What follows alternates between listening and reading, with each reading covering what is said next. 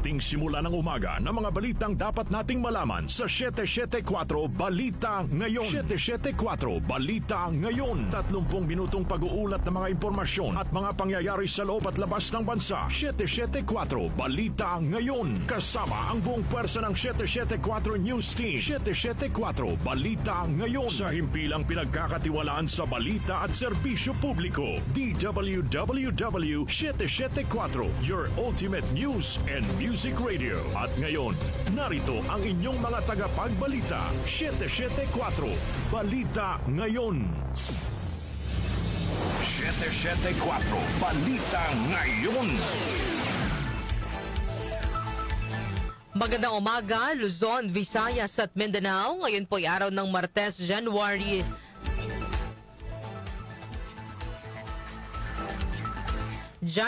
13, 2026.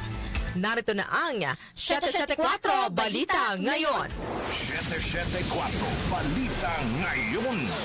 At sa ating pong mga headlines. Panibagong taas presyo sa mga produktong petrolyo kalsado na ngayong araw. Pangulong Ferdinand Marcos Jr. handang humarap sa anumang impeachment complaint. Mayorya sa mga Pinoy, duda na kayang tugunan ni Pangulong Ferdinand Marcos Jr. ang flood control scandal. Dating DPWH District Engineer Henry Alcantara, walang binabawing testimonya ayon sa abogado nito. Professional license ni Alcantara bilang engineer kinansela na ng PRC. Senador Amy Marcos at Senador Ping Lacson nagpalitan ng pahayag kaugnay ng issue sa budget. Naitalang kaso ng super flu sa bansa umakyat na sa mahigit 70. Metro News Manila City LGU mamahagi ng libreng gata sa mga estudyanteng nasa daycare center sa lungsod. Para sa ating Science and Technology News, ang paghahanap ng critical minerals sa rare earth element, sinimulan na ng Japan. Sa Lifestyle News sa Pilipinas, napabilang sa most exciting foodie destination in 2026 ng Michelin Guide. Para sa ating music trivia, taong 1962, muling nanguna sa US Singles Chart ang 1960 song ni Chubby Checker. Ano ang kanta na ito? Alamin. Balitang kakaiba, lalaki sa Amerika na hindi marunong mag-Spanish, nagiging fluent kapag inooperahan. Ang ating pong oras, 6:34 ng umaga. Kami po ang iyong tagapagbalita, Darlene Olanyo. At ako naman po, si Kenny Gacosta. Narito naman po ang detalye ng mga balita. 774 Balita Ngayon. Epektibo na ngayong araw ang panibagong taas presyo sa mga produktong petrolyo. Sa inilabas na abiso ng mga kumpanya ng langis, nakasaad na tumaas ng 30 centavos ang presyo ng kada litro ng gasolina at kerosene, habang 20 centavos naman ang aumento sa kada litro ng diesel. Ayon sa Department of Energy, ilan sa mga dahilan ng oil price hike ngayong linggo ay ang namumuo na namang geopolitical tension sa Iran na makakaapekto sa supply at hindi malinaw na plano ng Estados Unidos sa langis ng Venezuela. 774 Balita Ngayon. Tiniyak ng Malacanang na nakahanda si Pangulong Ferdinand Marcos Jr. na harapin ang anumang posibleng impeachment complaint laban sa kanya. Gayunman, sinabi ni Palace Press Officer Claire Castro na maaga pa para pag-usapan ito. Ayon kay Castro, wala pang naihahaing formal na reklamo at hindi pa malinaw ang magiging laman nito. Iginit naman ni Castro na walang pagkakamali ang Pangulo, lalo na kung ang issue ay breach of trust kaugnay sa pagpirma sa pambansang budget. Anya, si Pangulong Marcos mismo ang nag-utos ng investigasyon sa mga flood control project na may aligasyon ng anomalya. Ang Pangulo naman handa naman po sa lahat ng pagkakataon dahil siya po ay gumagalang sa konstitusyon, gumagalang po siya sa proseso. Pero kung pag-uusapan po natin ay breach of public trust, dahil nabanggit ito tungkol sa di umanong pagpirma sa GAA. Ang Pangulo po, unang-una, hindi po siya nagnakaw ng pera. Pangalawa, siya po ang nagpapaimbestiga sa mga maaanumalyang flood control projects at maaaring naging sanhi ng korupsyon. Pangatlo, wala po siyang Mary Grace Piatos. Sinabi rin ni Castro na mga taga-suporta ng pamilya Duterte ang umano'y nagtutulak ng impeachment laban sa Pangulo. Kaugnay nito, inihayag ni Castro na mas mabuting linawin muna ng kampo ni Vice President Sara Duterte ang issue sa malalaking pondo na hanggang ngayon ay wala pang malinaw na paliwanag. Samantala, Makabayan Bloc kumbinsidong may basehan para maharap sa impeachment si Pangulong Ferdinand Marcos Jr. Narito ang report ni Grace Mariano. Binigyang diin ng Makabayan Bloc sa Kamara na may basehan para ipa-impeach si Pangulong Ferdinand Bongbong Marcos Jr. Ayon sa mga bumubuo ng Makabayan Bloc na sina Representatives Antonio Tino, Sara Elago at Rene Co, maaaring batayan ng impeachment complaint laban kay Pangulong Marcos ang malawakan at sistematikong pandarambong sa pambansang pondo. Kasamang tinukoy ni Tino, Elago at Co ang unprogrammed appropriations at alegasyon na may kickback ang palasyo mula sa mga proyektong pang-infrastruktura. Pahayag ito ng Makabayan Bloc makaraang sabihin ni Senior Deputy Minority Leader Representative Edgar Erice na pinaplano ng ilang mambabatas na magsulong ng impeachment complaint laban kay Pangulong Marcos. Binanggit naman ng Makabayan Bloc na sa ngayon ay wala pa silang nakukuhang impormasyon na may inisyatibo sa Kamara para ipa-impeach si PBBM. Sa ngayon ay pinaghahandaan din ng Makabayan Bloc ang muling paghahain ng impeachment complaint sa susunod na buwan laban kay Vice President Sara Duterte. Ito si Grace Mariano para sa DWW 774, your ultimate music radio. Maraming salamat, Grace Mariano. 774 Balita Ngayon. Samantala, impeachment kay Vice President Sara Duterte dapat itrato tulad ng pag-iimbestiga sa flood control corruption ayon sa Malacanang. Chanel Salazar sa detalye. Iginiit ng Malacanang na ang impeachment laban kay Vice President Sara Duterte ay dapat tratuhin tulad ng pag-iimbestiga sa mga anomalya sa flood control projects. Ayon kay Palace Press Officer Claire Castro, sinabi ni Pangulong Marcos na kung maisasampa ang reklamo impeachment ay dapat itong dumaan sa parehong proseso ng masusing investigasyon gaya ng ginawa ng gobyerno sa mga isyu ng katiwalian. Bagamat hindi tahasang sinabi kung susuportahan o haharangin ng Pangulo ang impeachment complaint laban sa Vice Presidente, nilinaw ni Castro na igagalang ni Pangulong Marcos ang umiiral na proseso ng batas. Matatanda ang una ng sinabi ng Pangulo na pag-aaksaya ng oras ang impeachment at hindi ito direktang makatutulong sa pag-angat ng buhay ng mga Pilipino. Ngunit ayon kay Castro, maaring noon ay hindi pa ganap na nakikita ng Pangulo kung gaano kalawak at kaseryoso ang issue. Ako si Chanel Salazar ng DWWW 774, your ultimate music radio. Maraming salamat, Chanel Salazar. 774 Balita Ngayon. Mariing pinabulaanan ng kampo ni dating Bulacan 1st District Engineer Henry Alcantara na binawi umano nito ang kanyang naunang testimonya sa mga pagdinig ng Senate Blue Ribbon Committee. Ayon sa legal counsel ni Alcantara na si Attorney Emil Carlo Joven, walang anumang pagbawi sa mga naging pahayag ni Alcantara at tinawag ang mga kumakalat na impormasyon bilang false and misleading. Inihayag pa ni Joven na may Memorandum of Agreement si Alcantara sa Department of Justice bilang bahagi ng kanyang pagpasok sa Witness Protection Program. Tiniyak ni Joven na nananatiling tapat at handang makipagtulungan si Alcantara sa DOJ. Samantala, kinansila na ng Professional Regulatory Commission o PRC ang professional license ni Alcantara. Ito ay makaraang mapatunayan ng PRC na guilty si Alcantara sa gross unprofessional and unethical conduct, kasunod ng pagkakadawit ito sa pagpapalabas ng pondo para sa ghost infrastructure projects. Maaari namang maghain ng motion for reconsideration si Alcantara sa Professional Regulatory Board of Civil Engineering sa loob ng 15 araw matapos itong matanggap ang kopya ng desisyon. Samantala, Independent People's Commission, tiwala ang Senado na magiging batas bago ang ikalimang sona ni Pangulong Ferdinand Marcos Jr. sa Hulyo. Narito ang report ni Conde Batak. Umaasa si Senate President Tito Soto III na magiging ganap na batas na ang Independent People's Commission o IPC bago ang ikalimang State of the Nation Address o SONA ni Pangulong Bongbong Marcos sa Hulyo 27. Ang IPC bill na ipapalit sa Independent Commission for Infrastructure o ICI ang magpapatuloy sa investigasyon ng mga maanumalyang proyekto sa pamahalaan tulad ng flood control project scandal. Tiwala si Soto na lalagdaan ni PBBM ang IPC bill at hindi nakakailanganing sertipikahan pa itong urgent para maipasa. Sinabi ni Soto na noong nagdaos ng LEDAC meeting noong Disyembre ay binigay sa kanya ni Pangulong Marcos ang kasiguraduhan na kasama sa priority bills ang IPC. Target ng Senado na sa Pebrero ay pagtibayin ng IPC bill sa ikatlo at huling pagbasa.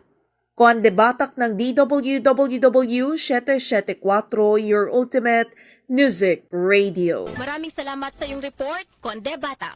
774 Balita Ngayon. Halos kalahati ng mga Pilipino ang nagsabing maliit lang o wala silang tiwala sa kakayahan ni Pangulong Ferdinand Marcos Jr. na tugunan ng issue sa flood control scandal. Sa survey na isinagawa ng Pulse Asia, lumabas na 48% ng mga respondents ang nagsabing maliit lang ang tiwala nila o wala silang tiwala kay Pangulong Marcos. Mas mataas ito sa 45% na naitala noong Setyembre 2025.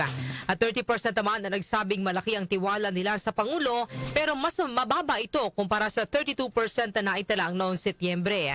32% naman ng mga respondent ang nagsabing hindi sila sigurado.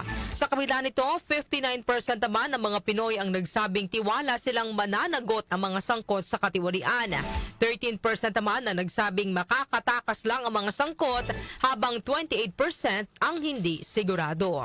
774 Balita Ngayon. Isa pang balita, patuloy pa rin ang pagbuelta ni Senador Amy Marcos at Senador Ping Lacson sa isa't isa sa gitna ng iringan sa umano'y issue ng pork barrel sa 2026 national budget. Sa panibagong patutsyada ni Senadora Amy sa kanyang Facebook post, sinabihan niya si Lacson na tumingin muna sa compact mirror bago mag-advise. Bago ang reaksyong ito ay sinabi ni Lacson kay Senador Amy na kung walang moral na karapatan para mamintas ng kapwa ay manahimik na lamang ang senadora. Nakasaad din sa social media post ng senadora na kung sino pa ang hindi napagbigyan ang wishlist sa 2026 budget ang ginagawa ng issue, samantalang ang mga pumaldo sa budget ay dead malang. Inihayag pa ni Senadora Amy na sa sobrang gigil ni Lacson ay baka makipagsabunutan pa ito. Matatanda ang uminit ang sagutan ng dalawa ng punahin ni Senadora Amy ang 2026 budget na tadtad umano ng pork barrel. Pero sinabi ni Lacson na batay sa Cabral Files, mayroong 2.5 billion pesos na allocables o pork barrel ang senadora sa ilalim ng 2025 national budget. PNP handa na para sa sinulog at hati-hatihan at dinagyang festivals. Itali po ang hatid ni Angel Garcia. All systems go na ang Philippine National Police para sa pagdiriwang ng 3 sa pinakaabangang relihiyoso at kultural na pista sa bansa, ang Sinulog Festival sa Cebu City, Ati-Atihan Festival sa Kalibo Aklan at ang Dinagyang Festival sa Iloilo City. Ayon kay PNP Acting Chief Police Lieutenant General Jose Melencio Nartates Jr., ang mga pistang ito ay sumasalamin sa pananampalataya, kultura at pagkakaisa ng sambayanang Pilipino, kaya tungkulin ng pambansang pulisya na tiyaki makapagdidiwang ang publiko na may kapanatagan at seguridad. Sinabi pa ni Nartates sa para sa ati-atihan, kabuang 2,980 ng mga pulis ang itatalaga upang magbantay sa aktibidad mula January 12 hanggang January 18. Samantala, 3,078 na mga personal naman ay kakalat sa Iloilo City para sa Dinagyang Festival sa January 25, habang mahigit sa 6,500 na law enforcement at emergency personnel ang idineploy para naman sa 461st Fiesta Senior at Sinulog Festival sa Cebu. Bilang bahagi ng seguridad, ipatutupad ang suspensyon ng mga permit sa pagdadala ng baril sa panahon ng mga pagdiriwang kung saan tanging ang mga unipormadong tauhan na nasa opisyal na tungkulin mula sa PNP, Armed Forces of the Philippines at iba pang otorisadong law enforcement agencies ang papayagan na magdala ng armas. Angel Garcia ng DWWW 774, your ultimate music radio. Maraming salamat, Angel Garcia. 774 Balita Ngayon. Samantala, sa iba pang balita, nakapagtala na ang Department of Health o DOH ng 77 kaso ng super flu sa bansa hanggang noong Disyembre ng nakaraang taon. Ayon sa DOH, sa naturang datos, walang naiulat na nasawi at lahat ng pasyenteng tinamaan nito ay gumaling na. Ang Metro Manila ang pinakamaraming kaso ng subclade K na sinundan ng Calabarzon at CAR o Cordillera Administrative Region. Sa ngayon, naghihintay ang kagawaran ng update kung may aktibong kaso kaugnay sa sakit. Nilinaw naman ng DOH na hindi na bago ang virus at hindi ito dapat magdulot ng takot sa publiko. Gayunman, ibinabala rin na ang super flu ay nagiging agresibo dahil sa mutations na maaring magdulot pa rin ng pagkasawi at mga komplikasyon sa puso at utak. Samantala, pagpasok ng panibagong player sa Passenger Personal Accident Insurance, pinahaharang ng Commuters Group sa Department of Finance. Narito ang buong ulat ni Gina Mape. Lumiham kay Department of Finance Secretary Federico ang isang commuters group upang mapigilan ang pagpasok ng panibagong player sa Passenger Personal Accident Insurance o PPAI.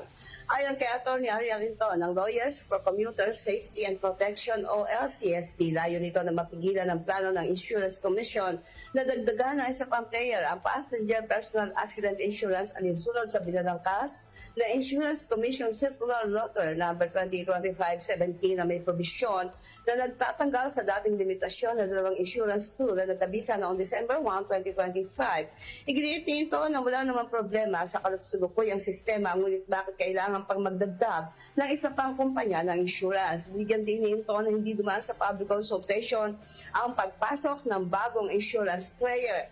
Anya, nababahala ang LCSP para sa mga commuter na pangunahing nakikinabang sa PPAI coverage, lalo na at ang matagalang sistemang may dalawang konsorsyum ay nagbigay ng katatagan sa mga transport operator at maaasahang insurance para sa mga pasahero. Dagdag ng abogado, maaapektuhan nito ang risk pooling, pagproseso ng claims, katatagan ng premium at pangkalahatang pangangasiwa ng programa. Nalaman din kay Into na sumulat na rin ang Land Transportation Franchising and Regulatory Board sa Insurance Commission para tanungin kung bakit hindi nakarating sa LTFRB ang planong pagdagdag ng bagong player. Ayon sa Commuters Group, sa kasalukuyan ay meron ng dalawang insurance company sa Passenger Personal Accident Insurance at wala namang problema. Ako si Gita Mape ng DWWW 774, your ultimate music radio. Maraming salamat, Gina Mape. 774 Balita Ngayon. Ang ating po oras, 6:49 ng umaga. Kami pa rin po ang inyong tagapagbalita, Darlene Olanyo. At ako naman po si Kenny Gacosta. 774 Balita Ngayon. Metro News. Metro News. Inilunsad kahapon ng Manila City LGU ang Your Milk, isang programa na magbibigay ng libreng gatas sa mga estudyanteng nasa daycare center sa lungsod ng Maynila.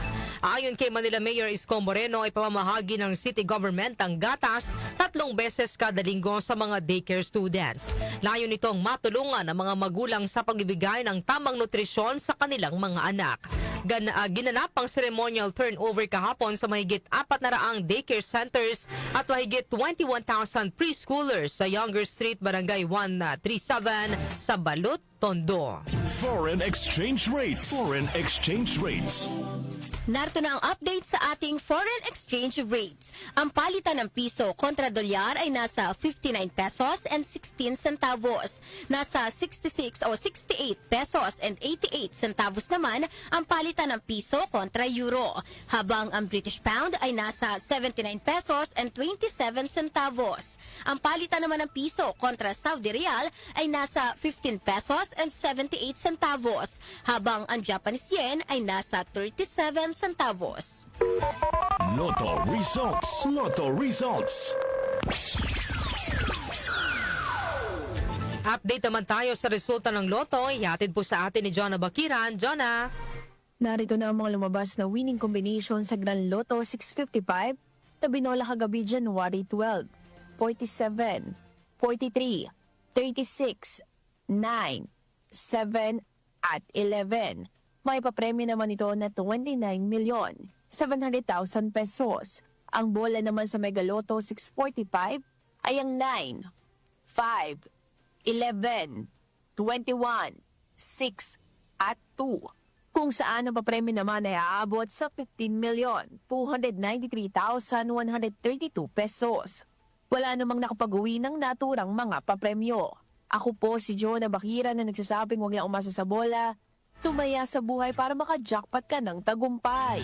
Maraming salamat, John Abakiran. Science and Technology. Science and Technology. Para naman sa ating Science and Technology News, paghahanap ng critical minerals na rare earth element, sinimulan na ng Japan. Detalye ihatid ni Rose May Miranda. Nagsimula na lumayag kahapon ang isang mining ship ng Japan patungo sa isang remote coral atoll upang suriin ang putik na mayaman sa mga rare earth mineral. Ito ay bahagi ng pagsisikap ng Tokyo na pigilan ang pagiging dependent nito sa China para sa mga critical mineral sa gitna ng paghihigpit ng Beijing sa supply nito. Ang isang buwang misyon ng test vessel na Chikyu malapit sa Minamitori Island, mga 1,200 milya ang layo mula sa timog silangan ng Tokyo, ay minarkahan bilang unang pagtatangka sa mundo na patuloy na iangat ang rare earth seabed sludge mula sa 4 na milyang lalim papunta sa isang barko.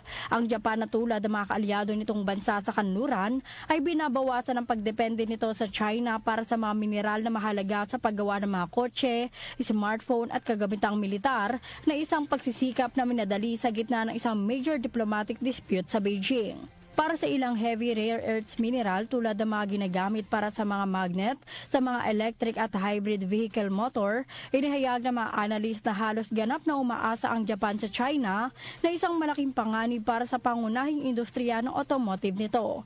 Kaya naman inilunsad ang Minamitori Island Project upang mabawasan ang reliance ng Japan sa China ng 60% mula sa 70%. Manatiling may kaalaman sa agham at teknolohiya sa gitna ng pagiging moderno ng ating mundo.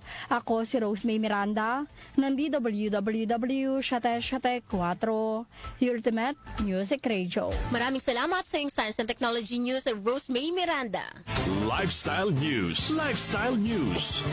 Sa atin namang lifestyle news, Pilipinas na pabilang sa most exciting foodie destination in 2026 ng Michelin Guide. Detalye po ihatid ni Mika Fajardo. Mika.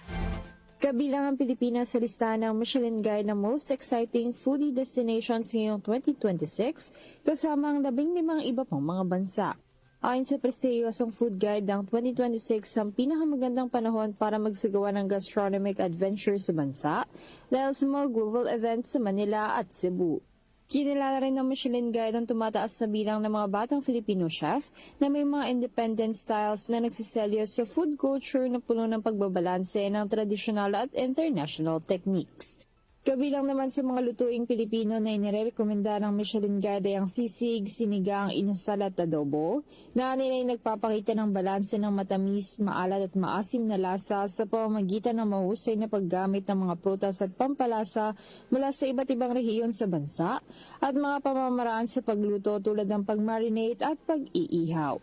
Bukod sa Pilipinas, ang iba pang mga destinasyon sa Asia na pasok sa listahan ay kinabibilangan din ng Cappadocia sa Turkey at lalawigan ng Jiangsu sa China. Ako po si Mika Fajardo ng DWWW 774 Eurotonic Music Radio. Maraming salamat, Mika Fajardo. Music Trivia. Music Trivia. Para naman sa ating music trivia, muling nanguna noong January 13, 1962 ang awiting The Twist ng American rock and roll singer and dancer na si Chubby Checker.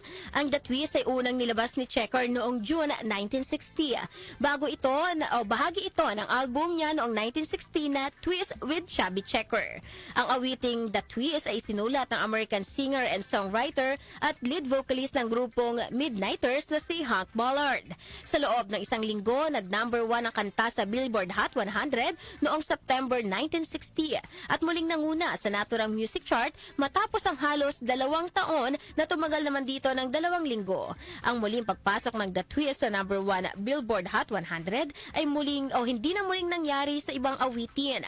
Muli lamang itong naganap paglipas pa ng 59 na taon sa pamamagitan ng awiting All I Want for Christmas Is You ni Mariah Carey noong December 2020. Balitang Kakaiba. Para naman sa ating balitang kakaiba, lalaki sa Amerika na hindi marunong mag-Spanish, nagiging fluent kapag inooperahan. Alamin natin ang detalye ng balitang kakaiba kay Doc Justin. Good morning! Yes, good morning mga kanyus. Narito nating balitang kakaiba ngayong araw na ito.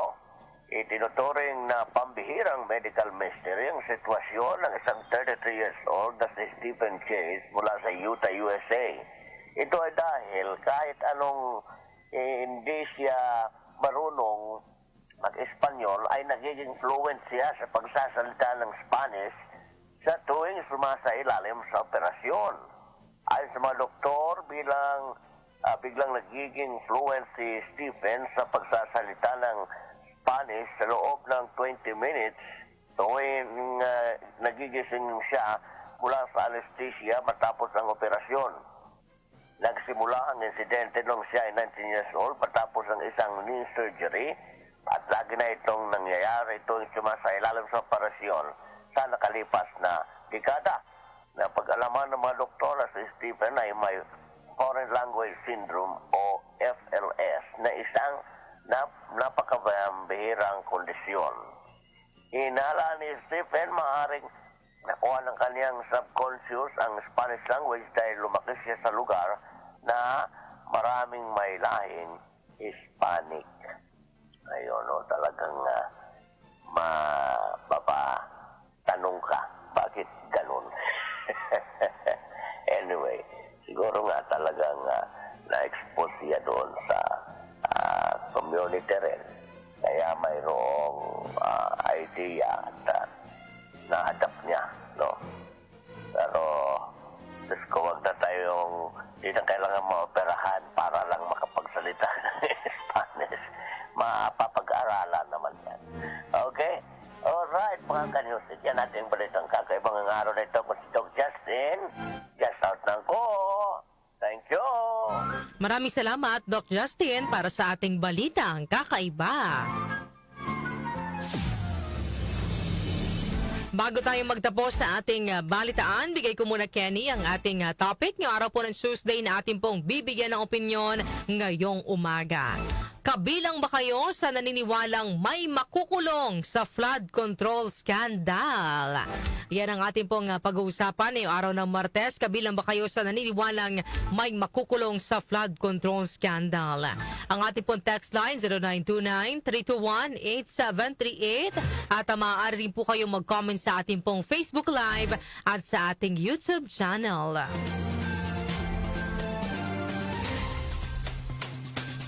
Inyo pong narinig ang mga may init na balita ngayong araw po ng Martes, January 13, 2026. Kami po inyong tagapagbalita, Darlene Olanyo. Ako naman po, si Kenny Gacosta. Napasa inyo ang 774 Balita Ngayon. 774 Balita Ngayon.